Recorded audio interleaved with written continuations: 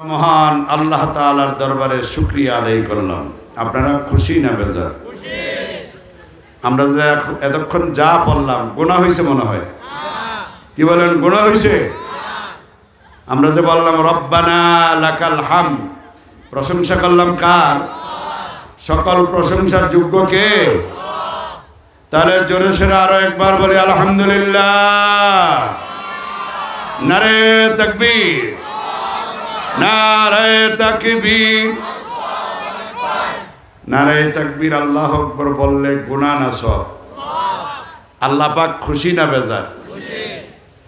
কিন্তু আমাদের দেশে যত রাজনৈতিক দল আছে, ইসলামী দল ছাড়া, কি দল? ইসলামী আন্দোলন, জামাত ইসলাম, খেলাফত মজলিস, খেলাফত আন্দোলন, জমিয়ত সহ ইসলামী ঐক্যজোট, আরো যত ইসলামী দল আছে, এগুলি ছাড়া বাকি যত দল আছে দুনিয়ার লেগে জীবন দিয়ে নেব, কিন্তু দলের স্লোগানে নারায়ে তাকবীর নেই। কথা বলেন না কেন মিয়া? তাদের দলীয় স্লোগানে আল্লাহু আকবার নাই, নারায়ে তাকবীর নাই।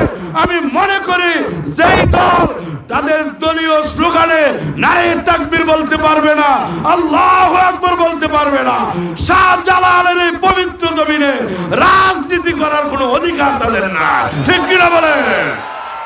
নারায়ে তাকবীর, নারায়ে তাকবীর। নারায়ে তাকবীর কইলে শয়তানের গায়ে আগুন লাগে। আস্তে কেন জোরে কোন, ঠিক না বেটে? আমাদের দেশে আবার ইসলামী মূল্যবোধ দাবিদারও কিছু দল আছে। চট্টগ্রামে বিভাগীয় সমাবেশ, কোথায়? একটা দলের বিভাগীয় সমাবেশ, সেখানে ওই দলের চট্টগ্রামের এক নেতা উনি স্লোগান দিছে নারায়ে তাকবীর। শ্রোতারা বলছে আল্লাহ, সবাই তো বলে নাই, কারণ সবার মুখ দিয়া তো নারায়ে তাকবীর আল্লাহু আকবার আইতো না।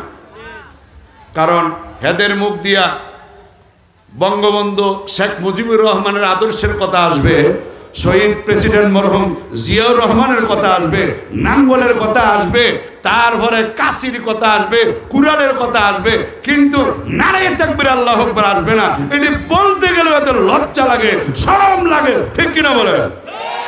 কি কথা বলেন না কেন? সবাই বলতে পারে? পারে না।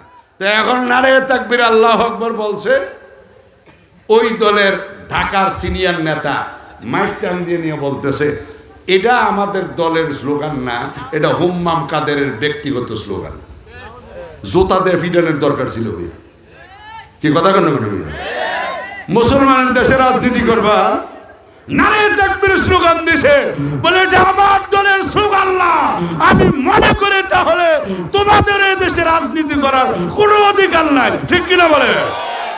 এই জন্য আমরা নারায়ে তাকবীর আল্লাহু আকবার বেশি কইলে এদের কলিজা কিছু জ্বলব। কি কথা বলেন? এদের জ্বললে আমরা কোনো অসুবিধা আছে? নারায়ে তাকবীর, নারায়ে তাকবীর। আল্লাহ তাআলা আমাদেরকে কবুল করেন। আর জোরে বলেন আমিন। আমি আপনাদের সামনে পবিত্র কোরআনুল কারীমের আয়াতের এক অংশ এবং একটি হাদিস শরীফ আপনাদের সামনে পাঠ করছি। আল্লাহ পাক যদি তৌফিক দেন, এর আলোকে কিছু বলার জন্য চেষ্টা করব। আপনাদের শোনার ইচ্ছা আছে তো? না, আপনাদের আওয়াজের দ্বারা বোঝা যায় এত ইচ্ছা নেই। আছে? মাঝে মধ্যে একটু আওয়াজ দিবেন। আর আমি তো প্রধান যিনি, ওনার আগে, তার মানে আপনারা তাকাই রয়েছেন হে হুজুর কোন সময়, হে হুজুর আইব টাইম মতো। আমি হুজুরের কিছু শুনবেন নি? আছে তো আগ্রহ? কারা কারা? আলহামদুলিল্লাহ, হাত তো সবাই উঠেছে, দেখা যায়। হাত নামান। ওই মাঝে মধ্যে একটু পরীক্ষা করতে হয়। ঢাকা বলে জুমার বয়ান করতেছে এক হুজুর। কিসের বয়ান? জুমার বয়ান। তো হুজুরের সামনের কাতারে বসে কিছু মুসল্লি আসেনি? আপনাদের সোনাইমুড়িও নাই, নোয়াখালী নাই। তো হুজুরে কয় কিরে আমি ওয়াজ করতেছি, এরা ঘুমায়।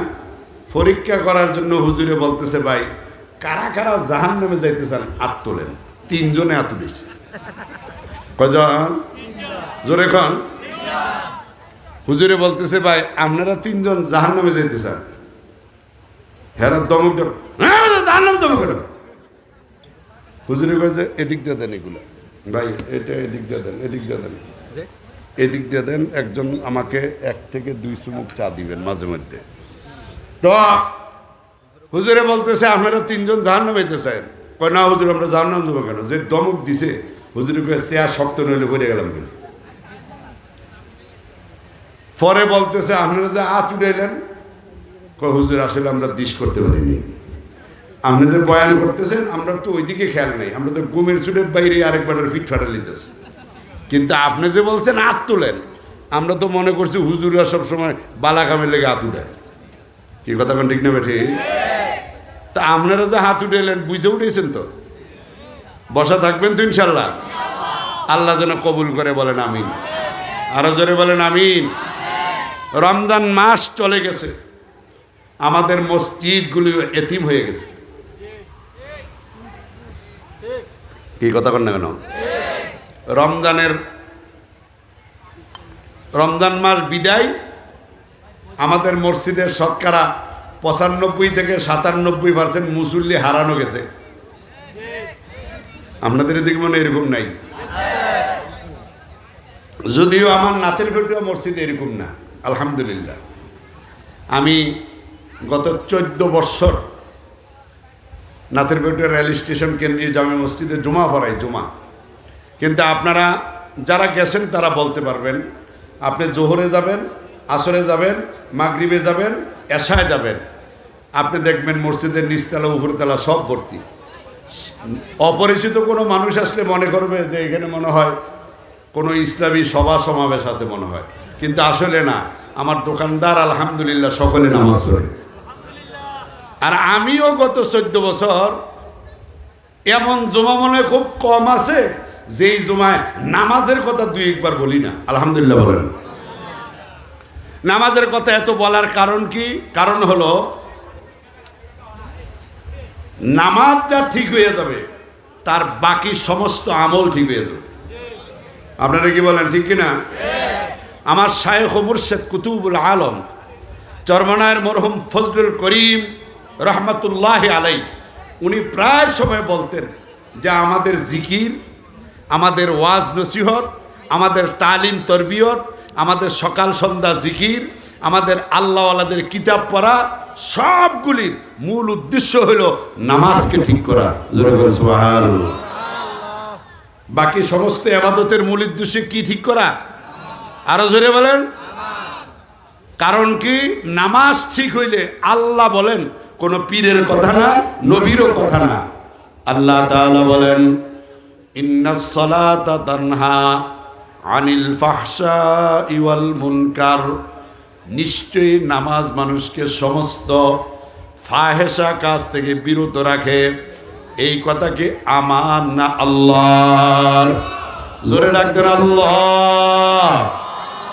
আল্লাহ তাআলা বলেন নিশ্চয় নামাজ সমস্ত খারাপ কাজ থেকে বিরত রাখে। কিছু লোক আপনারা বলতে পারেন হুজুর নামাজও পড়ে চুরিও করে, নামাজও পড়ে মিথ্যা কথাও বলে, নামাজও পড়ে ঘুষও খায়, নামাজও পড়ে সুদও খায়, নামাজও পড়ে জিনাও করে, নামাজও পড়ে বাইরের হক নষ্ট করে, নামাজও পড়ে এতিমের হক নষ্ট করে। আছে না না? আমি মনে করি এই লোকগুলির অজু ঠিক হয় নাই, এই লোকগুলির রুকু ঠিক হয় নাই, এই লোকগুলির সেজদা ঠিক হয় নাই, এই লোকগুলির নামাজের জায়গা পাক নাই, এই লোকগুলির শরীর পাক নাই, এই লোকগুলির কাপড় পাক নাই। নামাজের আর কানা হাকাম কয় ফরজ? 13 ফরজ। বলেন কয় ফরজ? নামাজের ভিতরে এবং বাহির, নামাজের ভিতরে এবং বাহিরে। এই এনে কথা বলে কে? রাস্তার উপরে এবং নিচে, আল্লাহ রাস্তায় কোনো ভাই কথা বলবেন না। নামাজের আরকান হাকাম কয় ফরজ? 1 নাম্বার, নামাজের বাহিরে কয় ফরজ? শরীর পাক, কাপড় পাক, নামাজের জায়গা পাক, 17 টাকা কেবলামুখী অক্তমতো নামাজ পড়া, নামাজের নিয়ত করা। নামাজের ভিতরে 6 ফরজ। নামাজের ভিতরে কয় ফরজ?